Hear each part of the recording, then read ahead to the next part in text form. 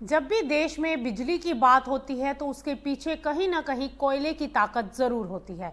लेकिन क्या आप जानते हैं कि खदान से निकलने वाला यही कोयला निवेशकों के लिए भी कमाई का मौका बन सकता है। देश की ऊर्जा अर्थव्यवस्था से जुड़ी एक बड़ी कंपनी अब शेयर बाजार में दस्तक देने जा रही है और ये कंपनी सिर्फ कोयला नहीं निकालती बल्कि खदान से लेकर पावर प्लांट तक कोयला पहुंचाने का पूरा काम संभालती है।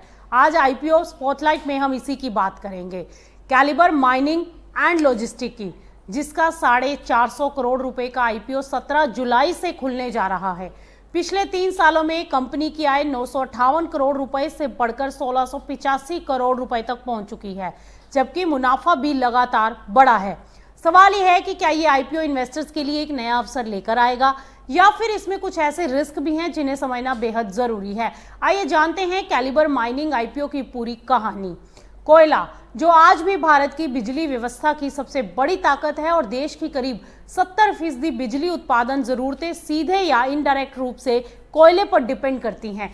ऐसे में कोयला खनन और लॉजिस्टिक्स से जुड़ी एक कंपनी अब शेयर बाजार में दस्तक देने जा रही है।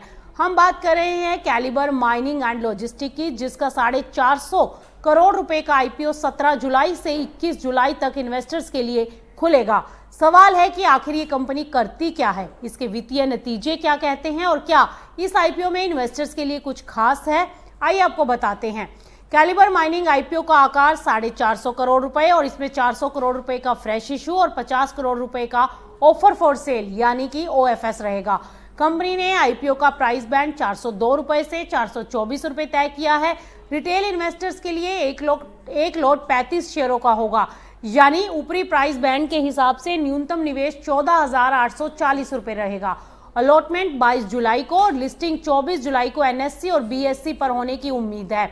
अब आप जानते हैं कि कंपनी के कारोबार में साल 2014 में स्थापित Caliber Mining and logistic integrated coal mining और लॉजिस्टिक कंपनी है। आसान शब्दों में इसे कहें तो कंपनी सिर्फ कोयला निकालने का काम नहीं करती बल्कि खदान से लेकर पावर प्लांट और अन्य कस्टमर तक कोयला पहुंचाने की पूरी जिम्मेदारी संभालती है।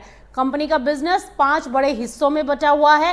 पहला कोयला खनन यानी कि कोल माइनिंग, और दूसरा ओवरबर्डन रिमूवल यानी कोयले के ऊपर मौजूद मिट्टी और पत्थरों को हटाना, और तीसरा कोयले की लोडिंग, अनलोडिंग और परिवहन, और चौथा रेलवे रैक लोडिंग और रेल समन्वय सेवाएं देना, और पांचवा है कोयले की ट्रेडिंग।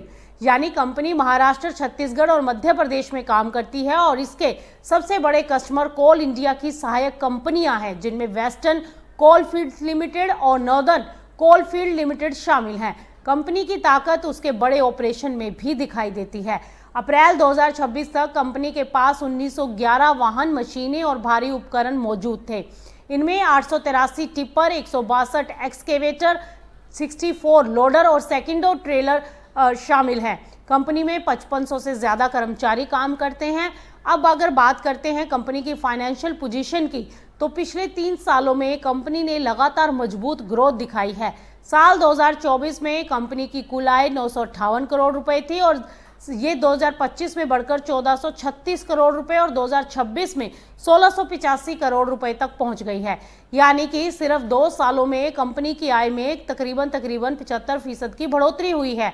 मुनाफे की अगर बात कर लें तो कंपनी का शुद्ध लाभ यानी कि पैट वित्त वर्ष 2024 में 96 करोड़ रुपए से बढ़कर 2025 में 132 करोड़ रुपए पहुंचा और 2026 में लगभग 158 करोड़ रुपए हो गया।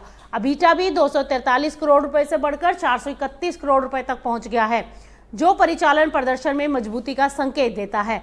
अब कंपनी की नेटवर्क भी लगातार मजबूत हो रही है। मार्च 2024 में जहां नेटवर्थ करीब 296 करोड़ रुपए थी, वहीं मार्च 2026 तक ये बढ़कर लगभग 648 करोड़ रुपए पहुंच गई। हालांकि इन्वेस्टर्स के लिए एक महत्वपूर्ण पहलू कंपनी का कर्ज भी है। मार्च 2026 तक कंपनी की कुल उधारी 1058 करोड़ रुपए से अधिक रही, जो पिछले साल के मुकाबले बढ़ी है। इसीलिए इन्वेस्टर्स को कंपनी की कर्ज प्रबंधन रणनीति पर भी ध्यान देना होगा। अब सवाल है कि आईपीओ से जुटाए गए पैसे का क्या होगा। कंपनी इस राशि का उपयोग अपने कारोबार के विस्तार, उपकरणों और मशीनरी में निवेश और वर्किंग कैपिटल की जरूरतों और अन्य कॉरपोरेट उद्देश्यों के लिए करना चाहती है। अगर कंपनी की ताकत की बात करें तो सबसे बड़ा पॉजिटिव पक्ष ये है कि ये कोयला खनन और लॉजिस्टिक दोनों क्षेत्र में एंड टू एंड सेवाएं देती है। कोल इंडिया समूह की कंपनियों के साथ मजबूत संबंध है और कंपनी के पास बड़ा ऑर्डर बुक भी मौजूद है। वहीं अगर रिस्क की बात करें तो कंपनी का कारोबार काफी हद तक कोयला के क्षेत्र पर निर्भर करता है और भविष्य में सरकारी नीतियों, पर्यावरणीय नियमों, कोयले की डिमांड और एनर्जी सेक्टर में बदलाव का असर इसके कारोबार पर पड़ सकता है। तो कुल मिलाकर कैलिबर माइनिंग एंड लॉजिस्टिक का IPO एक ऐसे सेक्टर से जुड़ा है जो भारत की ऊर्जा जरूरतों के केंद्र में है। कंपनी ने पिछले कुछ सालों में अच्छी ग्रोथ दिखाई है, इनकम और मुनाफा बढ़ाया है और अपने कारोबार का विस्तार भी किया है। हालांकि बढ़ते कर्ज और सेक्टर से जुड़े रिस्क को भी नजरअंदाज नहीं किया जा सकता।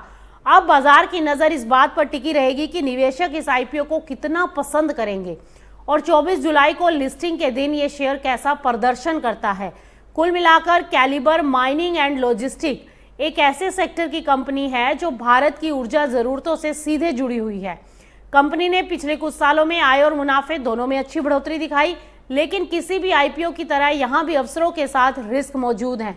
ऐसे में सिर्फ बढ़ते कारोबार या चर्चाओं के आधार पर इन्वेस्टमेंट का फैसला लेने के बजाय इन्वेस्टर्स को कंपनी के वित्तीय आंकड़ों, कारोबार की संभावनाओं, रिस्क और अपने निवेश लक्ष्यों को ध्यान में रखते हुए पूरी रिसर्च करनी चाहिए। IPO में निवेश का फैसला हमेशा तथ्यों, रिसर्च और अपनी रिस्क क्षमता को ध्यान में रखकर ही लें। किसी भी निवेश से पहले ऑफर डॉक्यूमेंट और कंपनी की जानकारी को अच्छी तरह समझना बेहद जरूरी है। हम इसमें निवेश की सलाह नहीं देते, हमारा उद्देश्य सिर्फ आपको जानकारी देना है। इसीलिए किसी भी IPO में पैसा लगाने से पहले अपनी रिसर्च जरूर करें और जरूरत पड़े तो अपने फाइनेंशियल एडवाइजर की सलाह भी जरूर लें। फिलहाल IPO स्पॉटलाइट में इतना ही। बने रहिए मार्केट टाइम्स TV के साथ।